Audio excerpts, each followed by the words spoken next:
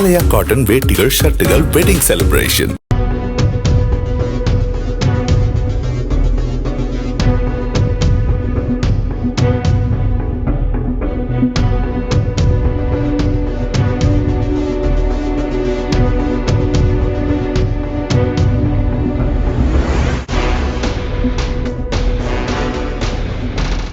ஊராட்சி மன்ற தலைவராக வீட்டுக்கு வீடு அரிசி மூட்டை கொடுத்தவர் தற்போது திருட்டு வழக்கில் மாட்டிக்கொண்டு கைதான பின்னணியை விவரிக்கிறது இந்த செய்தி தொகுப்பு. பாகுபலி படத்தில் வரும் சிவகாமி போன்று ஊர் மக்களுக்கு வாரி வாரி வழங்குவது போல புகைப்படங்களில் காட்சியளிக்கும் இவர்தான் பேருந்தில் இடம் பிடிக்க முயன்ற அப்பாவி பெண்ணின் 5 சவரன் தங்க நகைகளை திருடி திருட்டு வழக்கில் கைதான ஊராட்சி மன்ற தலைவர் பாரதி ஸ்ரீ. சென்னை நெற்குன்றம் பகுதியைச் சேர்ந்தவர் 50 வயதாகும் வரலட்சுமி. இவரது கணவர் லோகநாதன் கூலி வேலை செய்து வருகிறார். இந்த நிலையில் வரலட்சுமி தனது தங்கையின் வீட்டார் திருமண நிகழ்ச்சி ஒன்றுக்காக சென்னையில் இருந்து பேருந்து மூலமாக காஞ்சிபுரத்திற்கு கடந்த ஜூலை மாதம் சென்றுள்ளார். பின்னர் நிகழ்ச்சி முடிந்த பின் கடந்த 14ஆம் தேதி காஞ்சிபுரம் பேருந்து நிலையத்திற்கு வரலட்சுமி குழந்தையுடன் வந்து பேருந்தில் ஏறி உள்ளார். பேருந்தில் அதிகப்படியான கூட்டம் இருந்ததால் முண்டியடித்துக் கொண்டு தனது டிராவல் பேக்கை ஓட்டுநருக்கு அருகே இருக்கக்கூடிய சீட்டில் இடம் பிடித்து வைத்துள்ளார். பின்னர் மீண்டும் கீழே இறங்கி தனது 10 வயது குழந்தையை அழைத்துக் கொண்டு பேருந்திற்குள் வரலட்சுமி மற்றும் அவரது தங்கை லதா ஏறியுள்ளனர். அப்போது வரலட்சுமி வைத்த இடத்தில் பேக் காணாமல் போனதைக் கண்டு அதிர்ச்சி அடைந்தனர். அப்போது உடனே அதே பேருந்தில் பின் சீட்டில் அமர்ந்திருந்த பெண் ஒருவர் பேக்கை தான் பத்திரமாக எடுத்து காலுக்கு அடியில் வைத்திருப்பதாக தெரிவித்து எடுத்து கொடுத்துள்ளார். மேலும் குழந்தையை வைத்திருப்பதால் இங்கே வந்து அமருங்கள் எனவும் அந்த பெண் கூறி வரலட்சுமியை அழைத்து தனது அருகிலேயே அமர வைத்துள்ளார். பின்னர் பேருந்து புறப்படுவதற்கு முன் சிறிது நேரத்தில் அந்த அடையாளம் தெரியாத பெண் தனது கணவர் வரவில்லை என கூறி அந்த பேருந்தை விட்டு கீழே இறங்கிச் சென்றுள்ளார். அதுவரை அந்த பெண்ணின் நடவடிக்கையில் வரலட்சுமிக்கு ஏதும் சந்தேகம் வராததால் பேருந்தில் பயணித்து வீட்டிற்கு சென்றிருக்கிறார். அப்போது வரலட்சுமி தனது டிராவல் பேக்கை திறந்து பார்த்தபோது அந்த பேக்கில் வைத்திருந்த 5 சவரன் தங்க நகைகள் திருடு போயிருப்பதைக் கண்டு அதிர்ச்சி அடைந்தார். பின்னர் உடனே இது குறித்து கோயம்பேடு காவல் நிலையத்தில் புகார் அளித்தார்.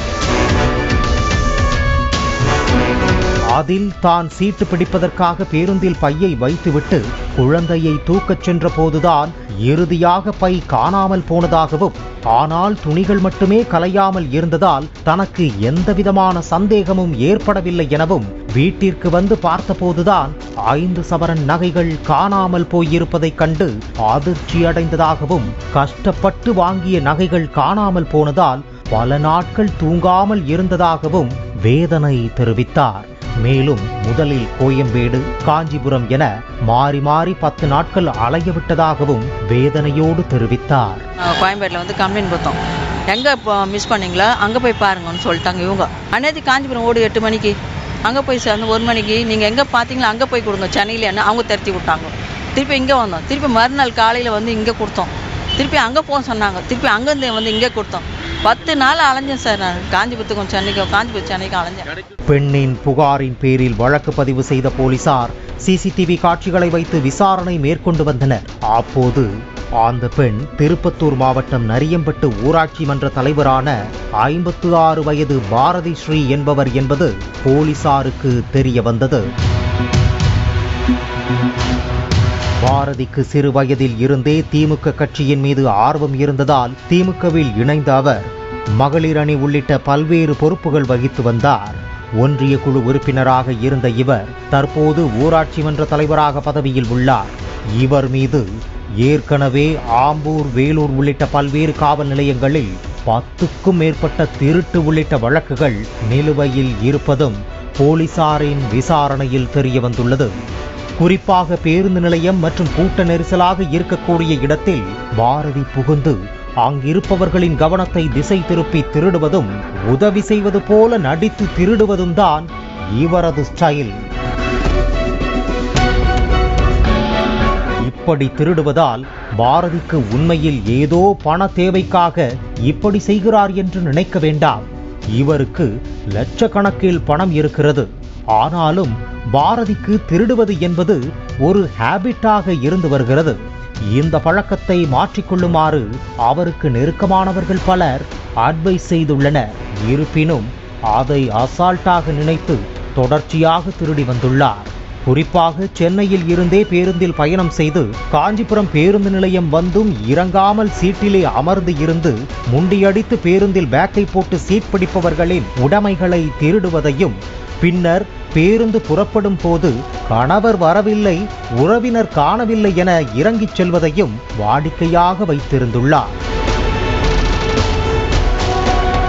அப்படித்தான் இந்த முறை பேருந்தில் இருந்து பாரதி இறங்கிச் செல்லும் சிசிடிவி காட்சிகளை அடிப்படையாக வைத்து வரலட்சுமியிடம் உறுதி செய்து இருக்கின்றனர்.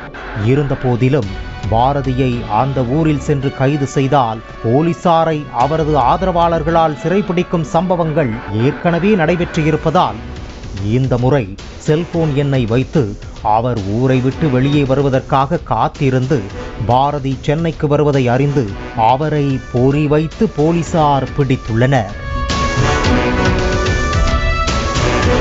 கைது செய்யப்பட்டவுடன் பாரதி, நான் தெரியாமல் செய்துவிட்டேன், எவ்வளவு பணம் வேணாலும் தருகிறேன், என்னை விட்டுவிடுங்கள் என கண்ணீர் விட்டு கதறி அழுததாக கூறப்படுகிறது. விசாரணைக்கு பிறகு போலீசார் பாரதியை நீதிமன்றத்தில் ஆஜர்படுத்தி சிறையில் அடைத்துள்ளனர்.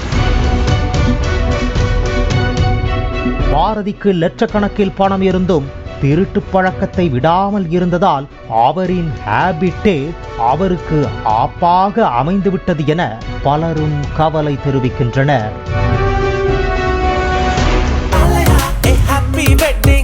ஆலயா காட்டன் வேட்டிகள் ஷர்ட்டுகள் வெட்டிங் செலிப்ரேஷன். பிளே ஸ்டோர் மற்றும் ஆப் ஸ்டோரில் இருந்து பாலிமர் செயலியை QR கோடு மூலம் பதிவிறக்கம் செய்யுங்கள். செய்திகளை உடனுக்குடன் பெறுங்கள்.